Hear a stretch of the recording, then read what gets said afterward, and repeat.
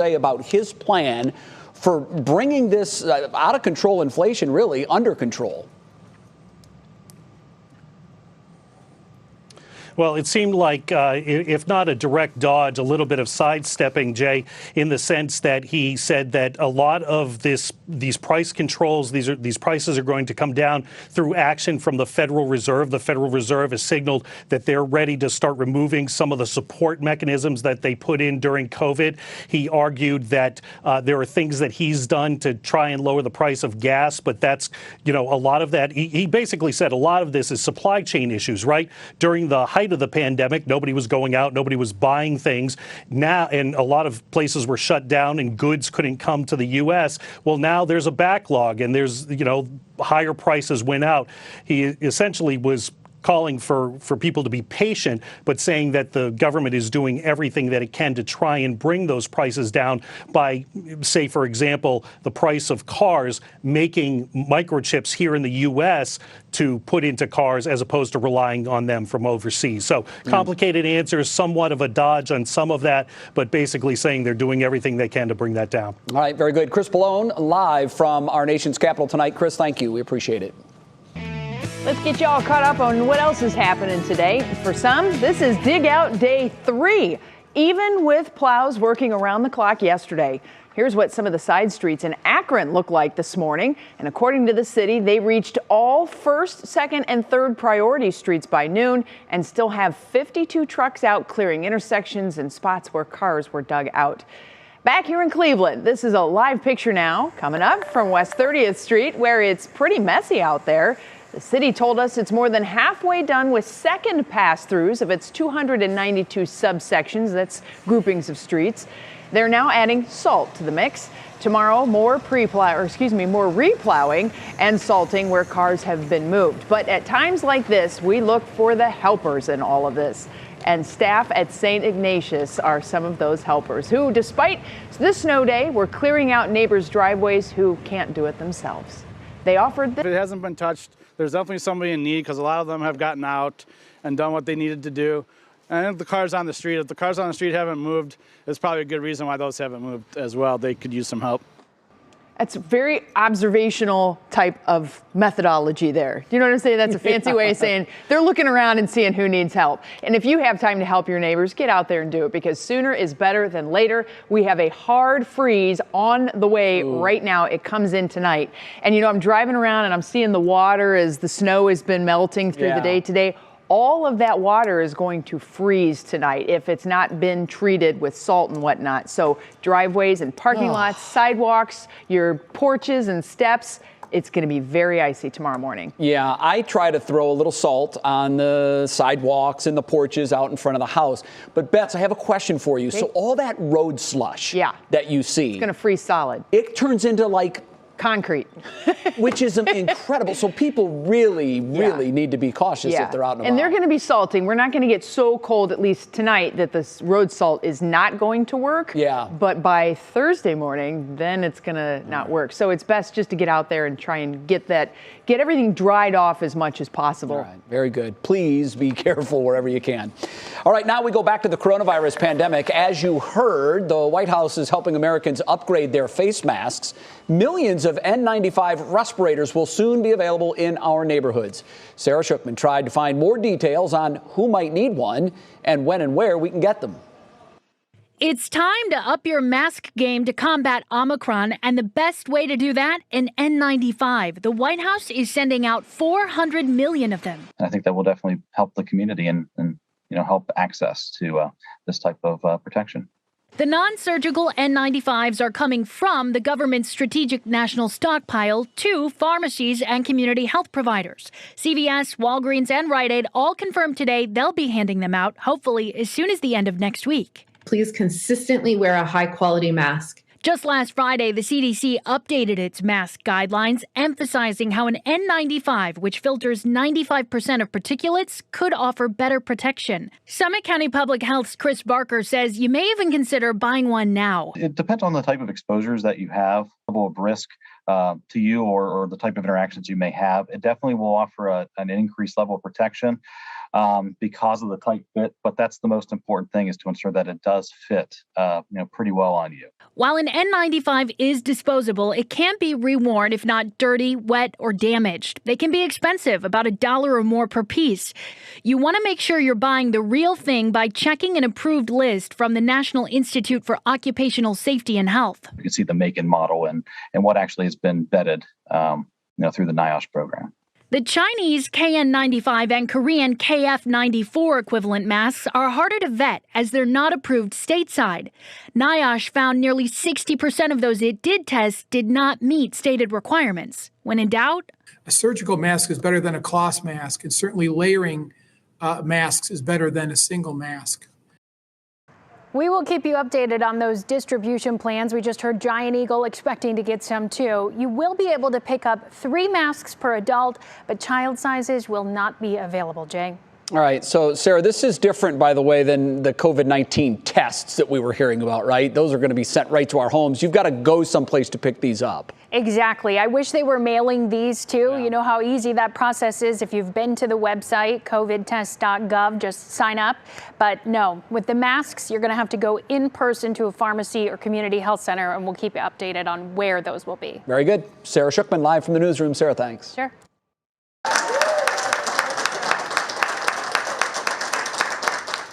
The prayer for help was answered. Today, the U.S. Air Force received a standing ovation from healthcare workers at the Cleveland Clinic. About 20 medical personnel will support the Cleveland Clinic. The hospital released a statement saying even though cases are now declining, they still have a high volume of patients, and this will allow them to accept more transfers. Well, today is the day that Browns quarterback Baker Mayfield begins to mend. Baker having shoulder surgery in California today to repair that torn labrum in his left shoulder. Our quarterback posting on Instagram yesterday, thanking everyone for their prayers and good luck wishes. He added, quote, excited to get it done and start the road to recovery tomorrow.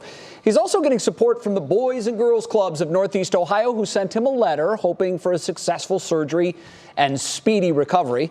The CEO also thanked Baker for being a positive role model to kids. Mm-hmm. So this is big, obviously. Yes. He was injured all last season, and the big debate was, did we get a poor Baker Mayfield last year because of the injuries? Everybody has an opinion. Right. My personal opinion is his health and his injuries had a great deal to do with his subpar play. Exactly. And a lot of people want to say, well, it's not his throwing shoulder. So it doesn't matter. I've torn my labrum. It's still the process of twisting your body and contorting to throw the ball. It takes a lot of energy, and every time you throw it, even with the left labrum tear, it is painful. So you subconsciously start changing your process, changing your motion. You're doing that subconsciously, but that affects your results. Can we not discount the fact that there's 300-pound men chasing him down to tackle him to the ground? Yeah, great point. No matter if he's throwing or not, that's going to hurt. So he wants to get rid of it very fast. Yeah.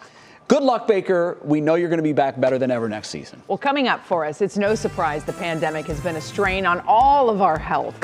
Well, now we have new numbers on kids and how it relates to their diets. We'll explain next in Wellness Wednesday. And Matt Wintz is here. Matt, the warmer temperatures meant some melting, but what's ahead? Yeah, that black ice is going to be a real concern tonight, Jay, as temperatures drop. You know, we are right smack in the middle of the coldest days of the year climatologically, and boy, Mother Nature is going to provide over the next couple days. Your evening out forecasts, we're in the 20s. We're falling back.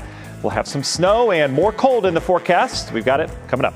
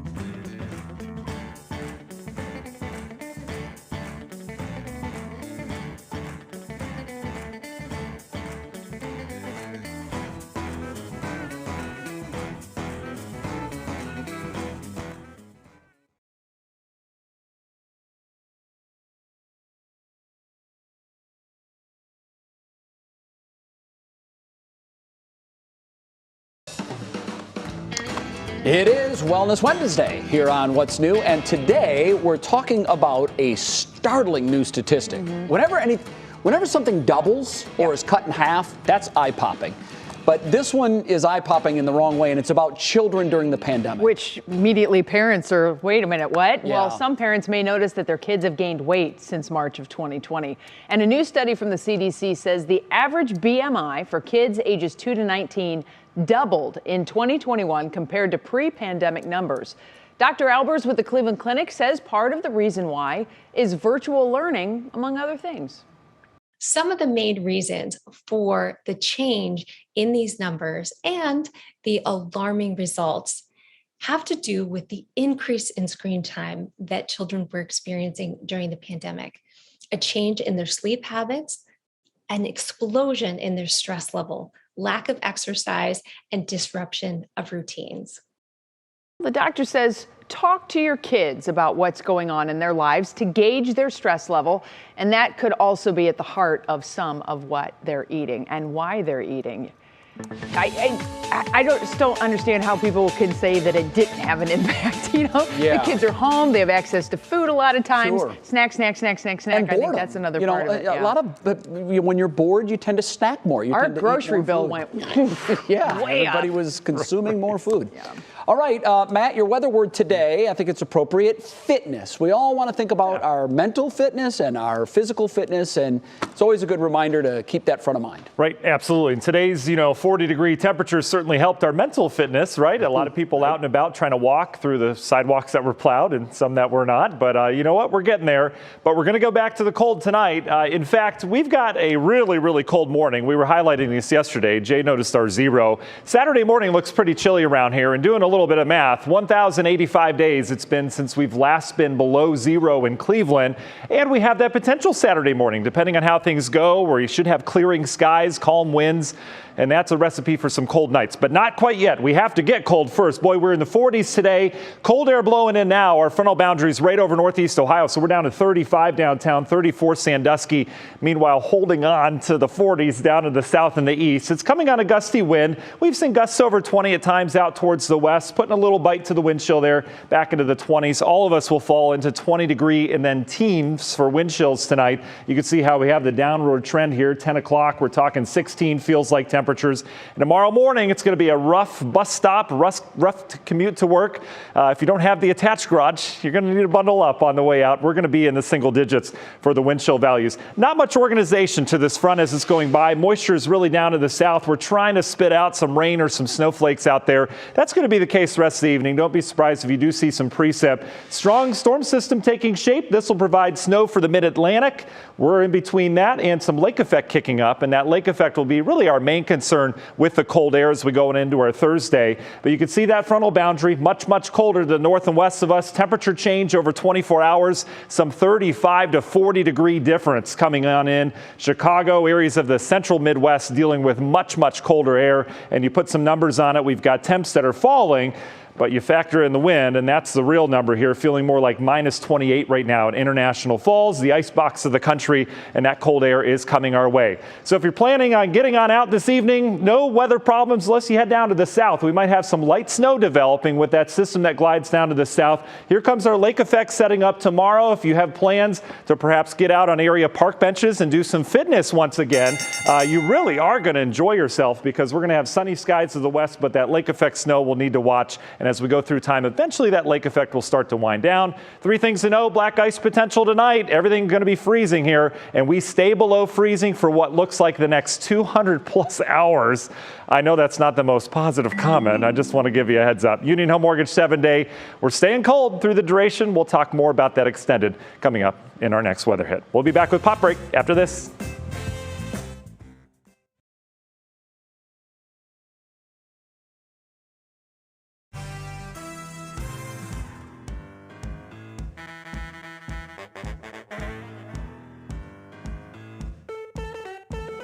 Hey, we are talking another death in Pop Break, which is always super sad. It's the worst. Yeah, somebody dies every other day. 2020 is not letting up.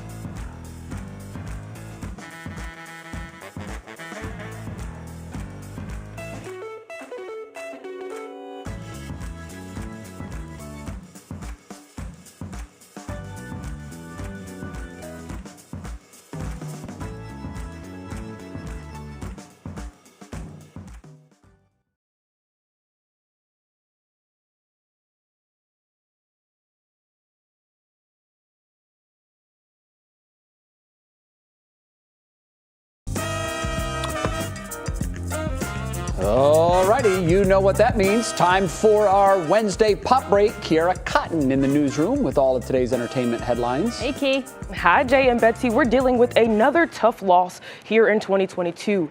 The fashion industry is mourning the loss of the legendary Andre Leon Talley. Joining Vogue in 1983 as news director, Talley quickly climbed the ranks and became the right hand to Anna Wintour, serving as creative director and later editor at large. From the porch of his grandmother's North Carolina home to the front rows of fashion, at 6'6" with a bellowing voice, Talley believed that bigger was always better. According to reports, the famed writer had been in the hospital battling an unknown illness. Andre Leon Talley was 73 years old. And hip-hop artist Cardi B is lending a hand to those in her home state after tragedy struck. The Bodak Yellow singer has offered to pay for the funeral costs of the 17 people killed in an apartment fire in the Bronx last week. In a statement, Cardi, who is a native to the New York borough, said, "I cannot begin to imagine the pain and anguish that the families of the victims are experiencing, but I hope that not having to worry about the costs associated with burying their loved ones will help as they move forward and heal." Now, Cardi B teamed up with the Mayor's Fund to Advance New York City to make sure that all of the families would be included in her donation. And after 25 years, fans of the long-running PBS show Arthur will finally get to see the cast as grown-ups. The show is set to end its 25th and final season with 4 new episodes, ending with a flash forward to see how Arthur, DW, Buster, and the rest of the crew turned out.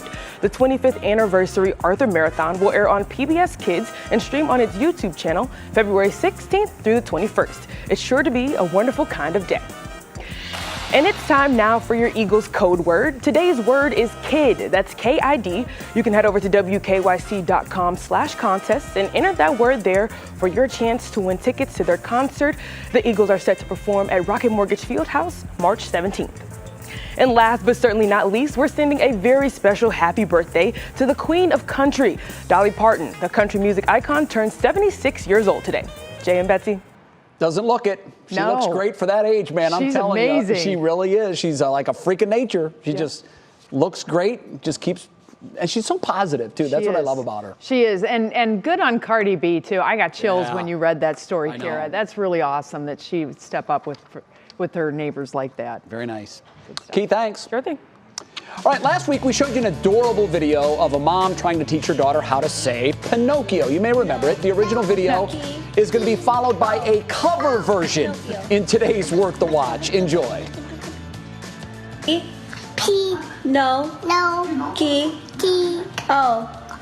Pinocchio. Now watch this, Beth. Pinocchio. So you know, Bets, that you've made it with your viral video when others are covering it. And celebrities at that. Yeah, I know. I just think that's beautiful. And I think instead of using the towel, they should have used a fitted sheet. Because ain't nobody can fold a fitted sheet, and that totally fits for that. There is no way to fold a fitted sheet. It'll make you go crazy trying. That girl, that little smile with her teeth out. Oh, so cute. Adorable. All right, coming up for us, everybody, AT&T and Verizon launching their high-speed networks overnight in a deal with the airline industry. There's new limits and delays to their 5G towers. We have the latest coming up.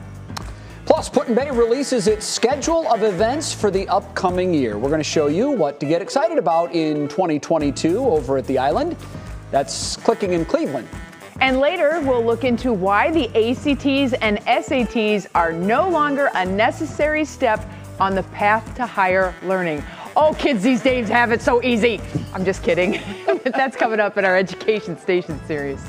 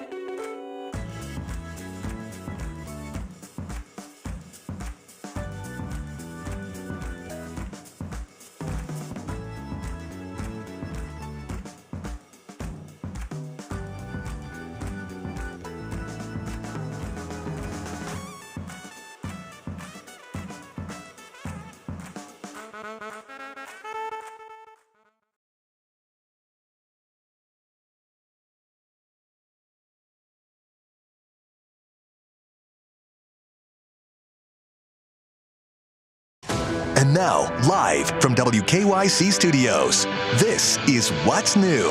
And we begin at 5:30 with three things you need to know. The man charged in connection with Cleveland police officer Shane Bartek's death appeared in court today. 28-year-old Anthony Butler Jr. is accused of leading police on a high-speed chase on New Year's Eve while behind the wheel of Bartek's car. He pleaded not guilty to charges in the case. Butler is being held on a $100,000 bond. Investigators say Bartek was shot and killed by 18-year-old Tamara McLeod, who also has pleaded not guilty. Well, he just wrapped up his second White House news conference of his presidency, and in it, President Biden focused on inflation and the state of COVID-19 in America. The president claimed that 75% of adult Americans are now fully vaccinated. The administration plans to continue its vaccine efforts and increase testing. And when it comes to inflation, the president called on the Federal Reserve to do more to fight it by pulling back on its monetary boosting of the economy. It's currently at a nearly 40-year high. And our third item today is our daily COVID numbers. And after a huge drop in our numbers yesterday in new cases, we saw an increase today back up to 20,483. However, that is still below our 21-day average of more than 22,000 daily cases. As for hospitalizations, they continued their 9-day trend of decreasing patients statewide. That number is now down another 150 patients, standing at 5,899 in Ohio hospitals, and that marks the first time we have seen that number fewer than 6,000 in a couple of weeks. And with that, we welcome you back to What's New, into the second half hour of the program with Betsy Kling. I'm Jay Crawford. We're always looking for silver linings. Yep. I like to be positive and give people reason for hope.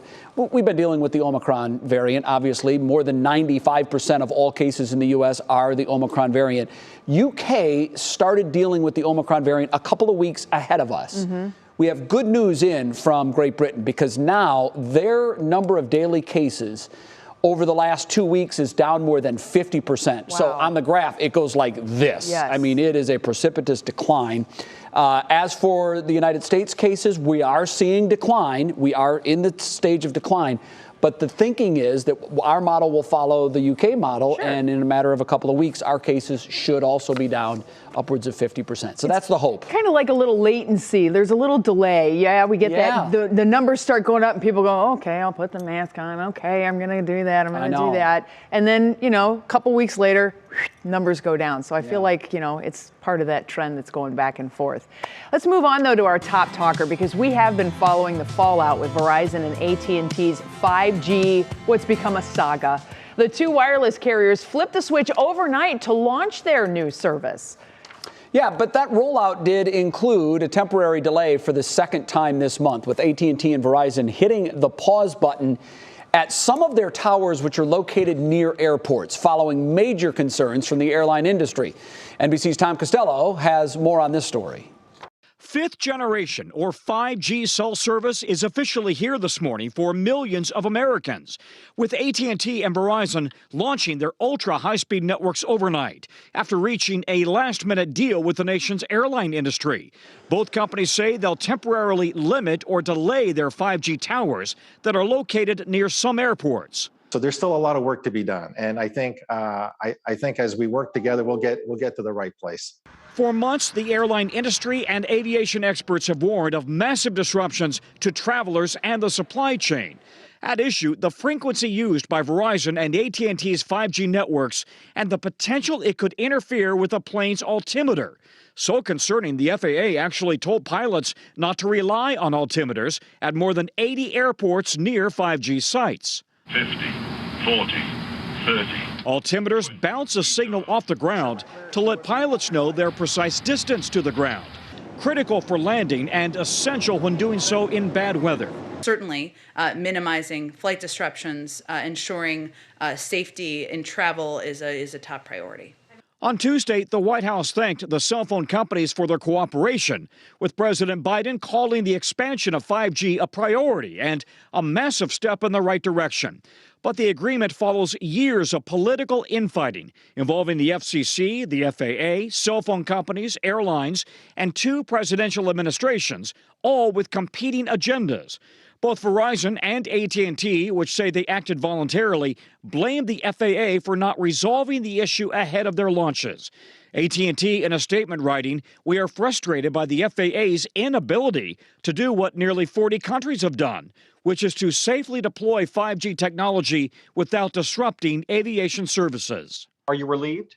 Relieved is a word. It's unnecessary. This deadline was commercially driven. I understand why the cell phone companies be upset. They spent billions of dollars, but you know what? That's not my problem.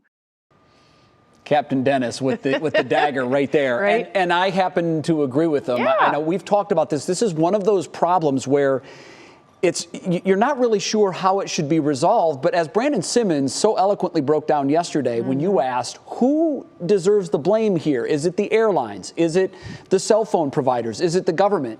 And he said, yeah, it's the government. They went ahead and sold this spectrum at billions of dollars. Yeah. Huge profit to the government. And then sort of dropped the ball after that and never really figured out how this was going to integrate with the airline's equipment. Right. And this now is a problem, and it doesn't seem to be going away. Well, and keep in mind, the FCC is a part of this, and the FAA is a part of this, and then you get the weather satellites are a part of this. There's so much that is revolving around the spectrum and where 4G and 5G meet, and where 5G launches into other portions of the spectrum. And when you get things that are too close, it's kind of like when you're on an AM radio and you get right on the edge, kinda. You get the staticky, and you go back, it's a little staticky. There's a reason that 5G is so valuable. It's a perfect wavelength for distance and power. Yeah. And so that's why it's so fast, but you need tons of towers because it can't go the long distances. 3G, long distances, really bad power. Yeah. So it's this little fine spot that they're trying to upgrade things, but it's meshing that network that's really tough. Well, I hope they get it resolved without any safety issues, because the one thing that can't be compromised is safety. Yeah. It just can't. And You're talking about thousands of lives. I think that's what Mr. Pilot was talking about. Yeah, and you know what? He succinctly said it. It's not my problem. Yep. I'm here to fly planes and fly them safely. We appreciate that. All right, up next, Kyrie Irving had some choice words for a heckling Cavs fan last night. I can't believe that. Kyrie saying it so. I just can't believe that. Then, scrapping the ACT and SATs. Some colleges are actually beginning to do just that. We're going to break down the pros and the cons of that move. But first, Matt's here, and he has our weather in a jiffy. Yeah, guys, we've got a security camera looking over our backyard today. It actually caught this from some of the snow melt happening today. This was off at Emmy's Playhouse. Thank goodness everyone was out of the way. If you heard the ground shaking, they didn't have tacos last night at the Crawford household. It was definitely this iceberg falling. We'll be back with a look at that forecast next. We didn't, though. I can tell. Last night.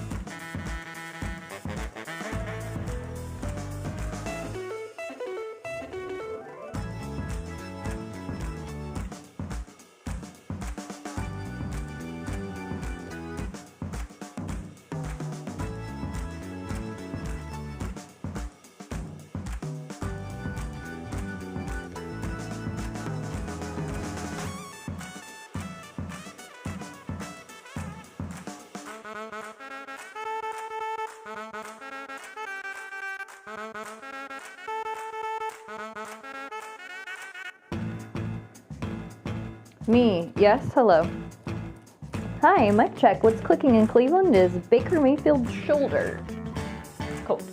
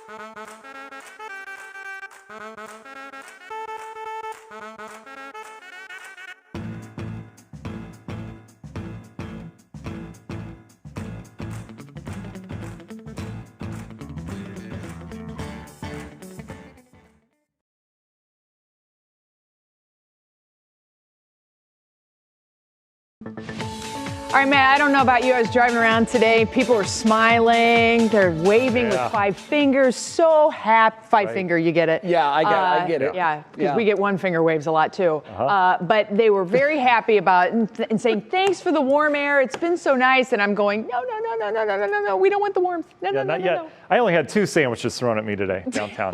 Yeah, it felt progress. Hey, at least it's solid. Yeah.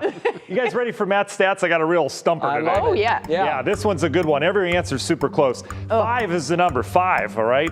Is 5 the average number of nights at or below 0 per year in Akron, inland, right? Is it the number of days of 2-inch plus snowfalls last winter? Is it the age Kiara Cotton attended her first Ohio State football game? Or is it D, all of the above? Whoa. The D is the stumper. Yeah, I know. He keeps throwing that in there. Now that we know we don't have to take the ACT or SAT anymore, I'm really getting shady on this whole idea. You just go ahead and guess. You could even pick 2 answers. Wrong answers will come against you, Betsy. Oh, was that a clue? We'll let you go with it. I'm just saying. All right, 3 things to know. Black ice potential. We had, remember, all the melt today. That was nice, but the problem is we're freezing things up. So a lot of puddles. Peyton was mentioning on her way over, every street has a giant puddle on it. All that's going to freeze up tonight, and especially tomorrow morning. Be careful that morning rush hour. Sub-freezing temperatures. So we calculate it out with our forecasts over the next 7 days. We're looking at least 200 hours below freezing here starting tonight. And over the course of the next 7 days, no big snows in the forecast, but we've got these quick hitters. We're going to turn the Clipper train on from Alberta, and that's going to bring in these periodic snowfall chances. You know, you can get some fluffy couple inches here and there, but we'll take you through it here in the forecast. We're getting colder tonight. You know that. By 10 o'clock, we're in the teens for wind chill. Feels more like single digits tomorrow morning. Not brutally cold, but cold. January cold, right? And you can see we're trying to get some precip going. A lot of it just kind of drying up, and it's not very organized. May have some wet flakes falling. Areas of Richland County out towards Ashtabula County. That will be the trend this evening. You can see how most of the organization with the systems down to the south. This will bring pretty decent snow to the mid-Atlantic. For us, we turn our eyes to the north. Lake water temperature now at 33. A lot of it not frozen. We do have some ice on Lake Erie, but the lakes are getting colder. That means we don't get these big, robust lake effect events. We often have to turn to the upper lakes for some priming. So we do have a little connection with Lake Huron over the next 24 hours as this cold air moves in. So we are likely to get some lake effect snow. Doesn't look like anything huge, though, as we'd get in November if we brought a cold air mass in. But look how cold it is. 35 to 40 degrees colder than this time yesterday out in the areas of the Midwest, and that's moving in. National Design Mart hour-by-hour forecast. Let's keep our eye on the lake effect. You notice how it kind of develops around 4, 5, 6 o'clock in the morning. This would be a main band connecting with Lake Huron. That could produce some decent snow, and we'll watch it kind of waffle back and forth. Cuyahoga County out towards the east during the daytime tomorrow. Otherwise, we're partly cloudy and just bone-chilling cold tomorrow. Friday morning is going to be a cold one. May go below 0 away from the lake. Single digits elsewhere, and then eventually we have another cold one as we get into Saturday morning. But the big picture, here's our mid-Atlantic Atlantic storm. Watch what happens as we go through time. Little quick hit of perhaps some light snow Sunday, another more formidable little hit of snow on Monday. And models, at least this one's the Euros, indicating perhaps some accumulating snow with this system. I wouldn't buy it at that point because the other models don't have that in there. But the one thing we know for sure is we're going to keep our snowfall around. All that snowpack that the kids love so much, it's not going anywhere anytime soon. Union Home Mortgage 7-day forecast, we're in the 20s the next 2 days. Just some flurry chances on Sunday, better chance of snow Monday, Tuesday. We'll keep an eye on that system, but overall, again, no big snows in the forecast, nothing like what we just had. All right, 5's your number. What are your answers? Yeah, Betsy, you want to go first? I'm going D. Oh, you're going for it. I'm going C. You don't think I'd pull a random fact about Kiera out? No, I don't. I know she's a big Ohio State fan. I finally got one! Betsy won today, yeah. Wow. It was the Kiera stat I think is fascinating. It was her first Ohio State football game. She went to watch her dad. Her dad played for Ohio State. Isn't that crazy? Oh my gosh. I remember her dad. Her dad was a baller at Ohio State. Yeah. Yeah. We need to get him in here. Doggone it. Good job, I'm proud Betsy. of myself. There's a first time for everything, Betsy. Finally, no doubt. I'm like, oh man, I'm not loving this. All right, anywho, it's time now to see what's clicking in Cleveland. And for that, we bring in our digital anchor, Stephanie Haney. Stephanie, happy Wednesday to you. Happy Wednesday, Betsy. We're going to stay talking on the football track here. We've got new information about our quarterback, Baker Mayfield. He posted a video on Instagram within the last hour talking about shoulder surgery to repair that torn labrum on his left shoulder. Baker said this past year has not been very easy, and this was one of those steps he needed to take to get back to his true self. Here's what he says. This is not the end of my story. It's just going to be one of those little things that I'll look back and remember that it's one of those challenges that in adversity that I'm going to try and take advantage of, and it'll make me a better person. Now, overall, he called the surgery a complete success and said that now it's on the way to the road to recovery, and he knows it won't be easy, but he is up for it, and he will keep us posted, and we will be watching, and we'll keep you posted. All right, let's all think warm thoughts now, shall we? Because Put-in-Bay will be open again before we know it, and we have the 2022 schedule. Bash on the Bay is a big one, and Brad Paisley and Zach Brown Band will headline this year. That's going to be a great show. The fun kicks off in May with events like the Blessing of the Fleet. Also, there's the Pirate Fest happening in June, spelled with a Y. Bash on the Bay, of course, that's up in August. And Oktoberfest hits at the beginning of October. Halloween at the Bay finishes out the season strong, and you can check out the full list of events on WKYC.com. And in more sports news, Kyrie Irving is not playing with Cavs fans who were heckling him during Monday's loss. Listen to this. Kyrie, you need LeBron? Bounce that ball hard? Hey, Ooh, Kyrie was obviously referring to the three-point shot which won the NBA Finals for the Cavs in 2016. Now, he's had a tough reception here since leaving for the Celtics. He was booed in 2018 when he came back, but then again, he got a standing ovation last January in 2021 when the Cavs paid a tribute to him. So really back and forth there. Probably didn't help him that the Brooklyn Nets lost 114-107 to the Cavs. Jay and Betsy, I just have to say this rings true. Cleveland sports fans have very short memories. Oh, yes, we do. I mean, you remember LeBron's homecoming after he went to Miami for the first time, and again when he came back as a Laker for the first time. I have to say, though, and on most things, it's easy for me to go against Kyrie. But on this one, I'm grateful to what he did. Yeah. And we don't have a championship without Kyrie, so he'll always get a little benefit of the doubt from me on that. I know everybody's different. Yeah. But I wouldn't heckle him just because without him, we don't have that ring. That's true. Okay. All right. Thanks, Steph. Well, coming up for us, everybody, some colleges are turning the page on ACT and SAT tests. Which local colleges are ditching the testing requirements and why? Then our local healthcare workers see and deal with so much, particularly over the last couple of years. Now these furry friends are swooping in and they're providing comfort. We're going to share that story when What's New comes back.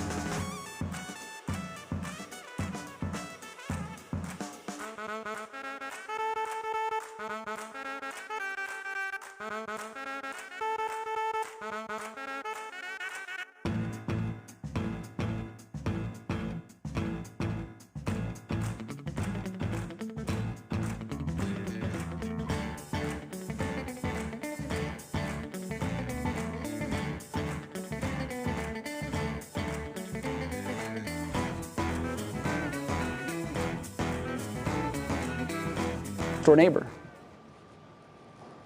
Okay.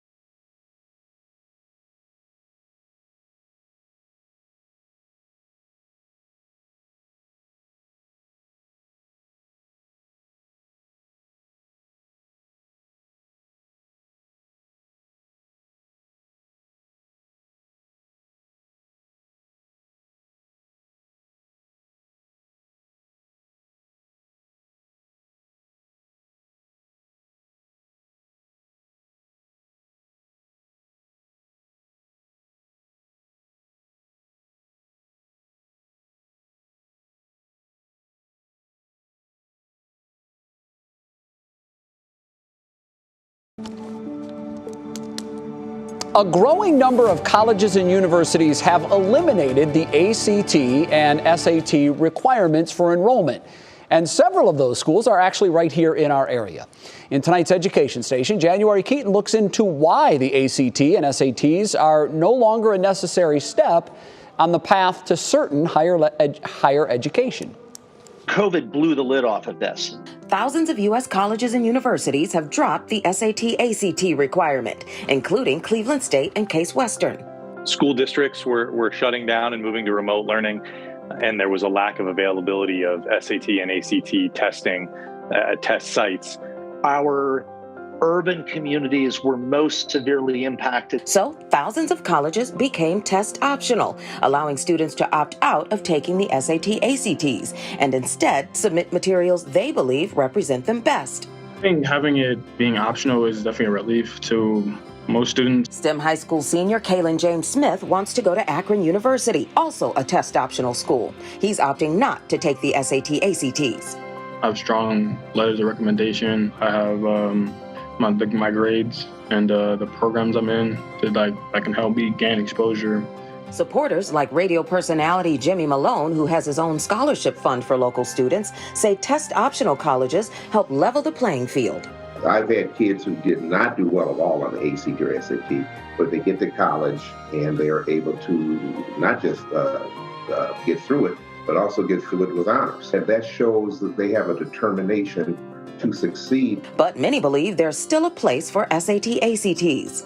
I guess I hope that it kind of takes some of the pressure off around high stakes testing, but that we don't completely lose sight of what some of the value of the SAT and ACT might be. A reliable nationwide standard that we can evaluate students for. Making sure that students are in the right courses when they come to a college or university. But test optional seems to be the wave of the future. A recent poll published in the New York Times shows that about 45% of schools didn't require SAT-ACT scores before the pandemic. Today, it's nearly 80%. Many of those students who, we don't have test scores for, they're terrific students. They're very bright. They're very engaged. College is about so much more than just opening up a book. True indeed. Well, both CSU and Case Western will review their test optional model each year while we're in the pandemic. For now, the ACT and SATs will be optional, at least through the end of 2023. Some schools are even going the route of being test blind. That's where even if a student does choose to take the ACT, SATs, those scores are not considered at all, Jay. Yeah, that's interesting. I know I hated taking tests. The standardized tests were so hard. Yeah. And it really is difficult to measure everyone under one test. So hopefully we can move forward and find some sort of universal system that works for everyone. I agree. January, thanks. Thank you. Coming up, how therapy dogs are helping our local healthcare heroes at local hospital systems. That's ahead in our Show Us Something Good. Then on What Matters Most at 6, the West Side Market was closed today due to electrical issues. Isabel Lawrence joins us live with the latest on reopening. And let's do our pop quiz. Today is the National Popcorn Day. Did you know that? How many quarts of popcorn are consumed by Americans every year? Around 12 billion, 17 billion, or is it around 22 billion? The answer when we come back.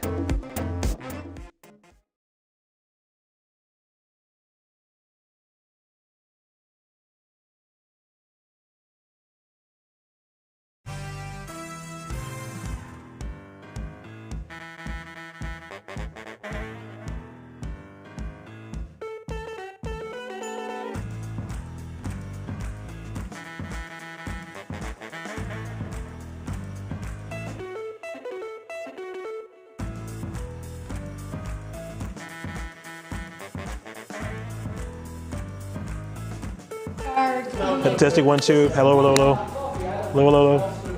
Thank you. Hey, mic check, 1, 2, 3. Mic check, mic check. What do you compliment me for? Thank you. Yeah, thank you.